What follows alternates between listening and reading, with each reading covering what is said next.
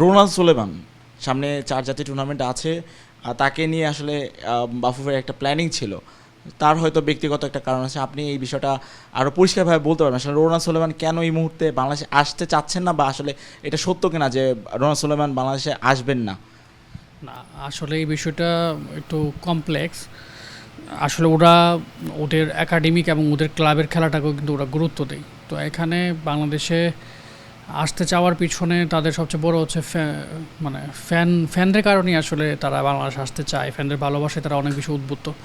কিন্তু 4 জাতি টুর্নামেন্টের জন্য তাদের সাথে এখনও পর্যন্ত কথা হয়েছে কিনা আমি জানি না, কিন্তু আমি দেখছি যে মানে যারা এই আন্ডার-23 অলিম্পিক দল নিয়ে যারা কাজ করতে যাচ্ছেন তাদের আমি কাছ থেকে শুনেছি যে রোনাল্ড সুলিভানকে তারা স্ট্রাইকার হিসাবে এই 4 জাতি টুর্নামেন্টে খেলাতে চান।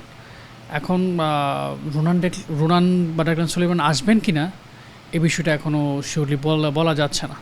ওদের সাথে আপনার কথা হয়েছে কিনা, বা ওরা মানে কোনো কিছু বলেছে? হ্যাঁ, কথা হয়। ওরা আসলে ডিসিশনের চিন্তা মানে ভাবনায় আছে, কি করবে জানাবে হয়তো শীঘ্র। না, ফুটবল কেরিয়ার ওদের একটা সব কিছু স্কেজুল সব কিছু মিললেই তারপর তারা আসতে চায়, ভ্যাকেশন দেখি তারপর আসতে চায়।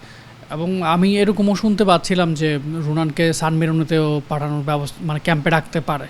তো এখন যেহেতু একসাথে দুইটা টুর্নামেন্ট, মানে দুইটা, একদিকে ফিফা উইন্ডো আর একদিকে আপনার মাল্টিপল 4 জাতি টুর্নামেন্ট, তো হয়তো এই দু জায়গার কোনো এক জায়গায় 100% শিওর তাকে কল আপ করবে, হয় ওখানে ন্যাশনাল টিম ক্যাম্পে কল আপ করবে, অথবা আন্ডার-23 জন্য, মানে মোস্ট প্রবাবলি আন্ডার-23 জন্যই বাফে চাচ্ছে আসলে।